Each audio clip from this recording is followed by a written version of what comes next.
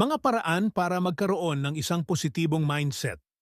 Ang pagkakaroon ng positibong mindset ay nakakatulong sa mental at emosyonal na kalusugan.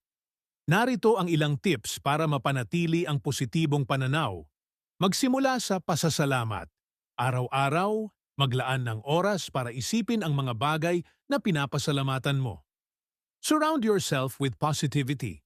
Makisama sa mga taong nagbibigay ng inspirasyon at suporta. Practice self-compassion. Maging mabait sa sarili at iwasan ang sobrang pagpuna. Mag-focus sa solusyon. Imbes na magdwell sa problema, pag-isipan kung paano ito masusolusyonan. Self-care. Maglaan ng oras para sa pahinga, ehersisyo at mga aktibidad na nagpapasaya sa iyo.